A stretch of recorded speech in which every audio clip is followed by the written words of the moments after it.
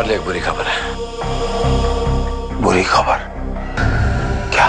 गोम्स, तुम्हारी माँ बहुत सीरियस है, मरने से पहले तुमसे मिलना चाहती है। ये तुमसे किसने कहा? तुम्हारी बहन गोम्स। Stop it. बस ऑफिसर, बस। मेरी कोई बहन नहीं है। क्यों, क्या हुआ? आप इतने परेशान क्यों लग रहे हैं? आप ही तो छोड़ के गए थे मुझे यहाँ पर। चलो मैं तुम्हें गोम्स से मिला देता।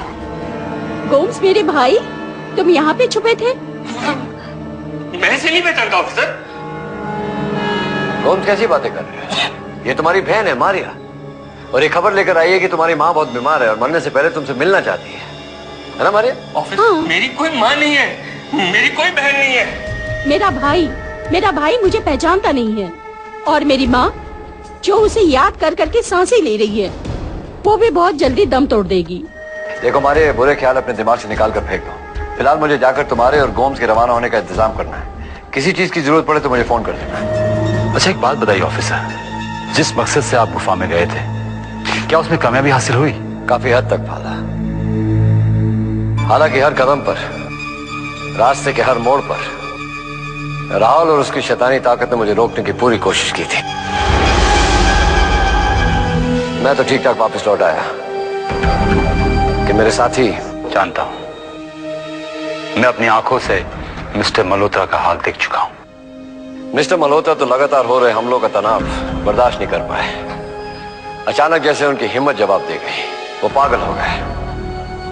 उन्हें बीच रास्ते से वापस भेजना पड़ा। बाय द वे फादर, अब कैसे हो? पागल खाने में भर्ती किया गया है। सावन ने उनको घर छोड़ दिया था, पर मिसेस मल्होत्रा अपने पागल पति की जिम्मेदारी अपने सर पर उठाने के लिए तैयार नहीं थी। हालांकि उनका इलाज घर पे बेहतर हो सकता था, लेकिन मिसेस मल्होत्रा ने अपने पति को पास के ही मनोविज्ञान चिकित्सालय में भर्ती कर दिया। It's very sad. मैं चाहता हूं कि आप उनको देखें। ठीक है फादर, चलते हैं। मिस्टर मल्होत्रा से भी मिल लेंगे, और हाँ, फिर मैं आपको उस लड़की से भी मिलवा सकता हूँ। प्लीज आइए।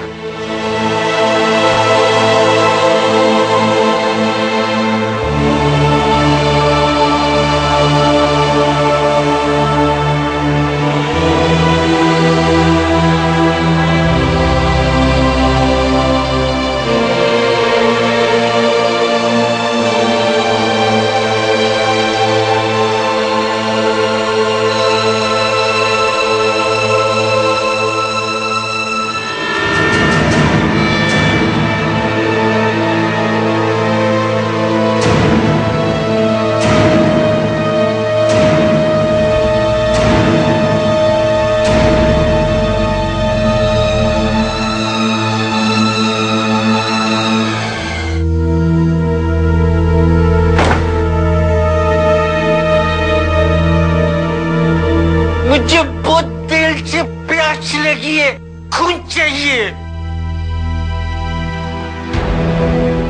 ये लो, मैं तुम्हारे लिए खून लाई हूं। Good, very good.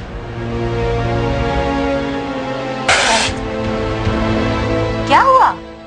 ये खून नहीं है, मुझे सिर्फ खून चाहिए। ये खून ही है। नहीं, मुझे छलबट और खून में फर्क पता चलता है, समझी? छोड़ो मुझे। छोड़ो। तो खून पीऊंगा, लेकिन तुझे मार के, समझी? तू खून पीऊंगा, इधर जाती है ये बच्ची।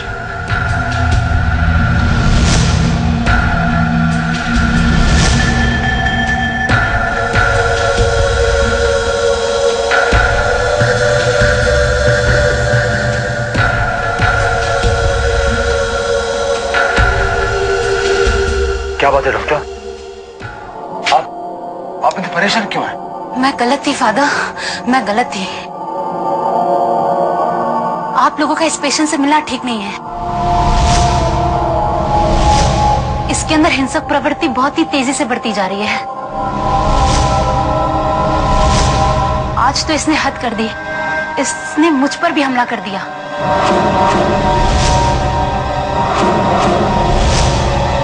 जब से आया है तब से एक ही रट लगाए हुए। मुझे प्यास लगी है, मुझे खून चाहिए। क्या? आज मैं उसके लिए लाल रंग का शरबत लेके गई थी, पीते ही उसने ग्लास फेंककर तोड़ दिया। उसे शरबत और खून का फर्क मालूम है और किसी जानवर की तरह मुझ पर झपट कर टूट पड़ा।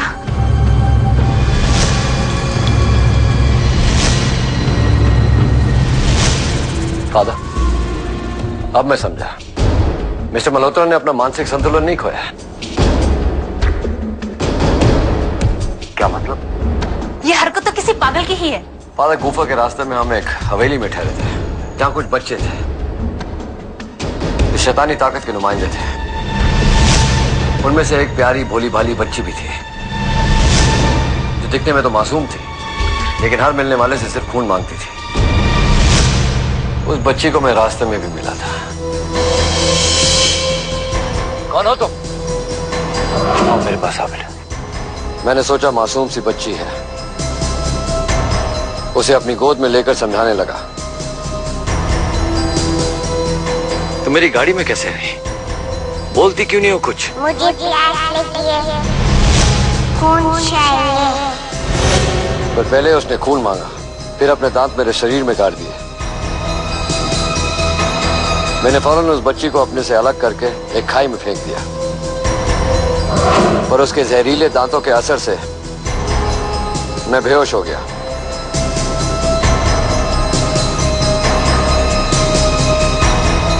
और शैतानी ताकत ने मुझे अपना बंदी बना लिया।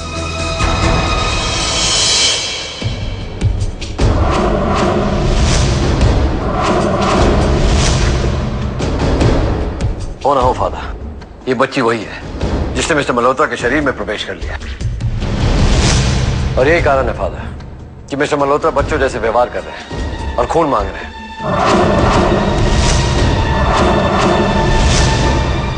Oh my God,